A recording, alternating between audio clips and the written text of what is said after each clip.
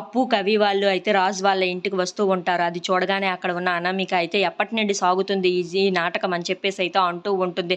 ఈ భాగవతాన్ని చూడడానిక నేను బ్రతికి ఉన్నది అని చెప్పేసి అయితే అంటూ ఉంటుంది. ఆ మాటలు వినగానే అక్కడ ఉన్న అప్పు, కవి వాళ్ళు అయితే ఒక్కసారిగా షాక్ అయిపోతూ ఉంటారు.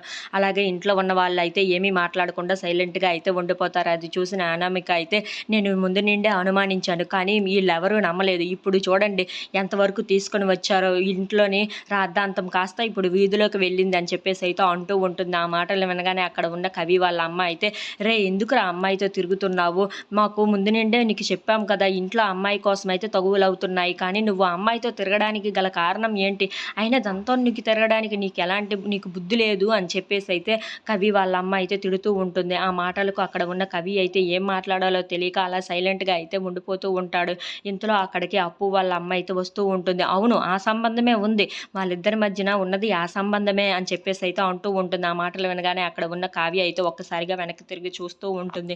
ఇంతలో అక్కడికి అప్పు వాళ్ళ అమ్మ అయితే వచ్చి, ఒక అమ్మాయి ఒక అబ్బాయి మధ్యన ఉంది అంటే అది స్నేహం కాదు, అది ఆ సంబంధమే అని చెప్పేసి అయితే గట్టిగా నిలదీస్తూ ఉంటుంది. ఇంతలో అక్కడ ఉన్న అప్పు, ఇంట్లో ఉన్న వాళ్ళందరూ అయితే ఒక్కసారిగా షాక్ అయిపోయి ఏంటి ఈవిడ ఎలా మాట్లాడుతుందని చెప్పేసి అయితే అనుకుంటూ ఉంటారు. ఇంతలో అలా తగువ అవుతూ ఉండగా అక్కడ ఉన్న రాజు అయితే, ఆపండి ఇంకా ఎందుకు ఈ గోల అని చెప్పేసి అయితే గట్టిగా తిడుతూ ఉంటాడు. ఆ మాటలు వినగానే అక్కడ ఉన్న అనామిక అయితే, ఎందుకు ఆపాలి బావగారు, ఇది అంతా జరిగింది అందరి ముందు కదా, ఇప్పుడు ఎలా ఆపమంటారు మీరు అని చెప్పేసి అయితే అడుగుతూ ఉంటుంది. ఆ మాటలకి అక్కడ ఉన్న రాజు అయితే, నువ్వు కొంచెం సైలెంట్గా ఉండు అని చెప్పేసి అనామికని తిడుతూ ఉంటారు. If you like this video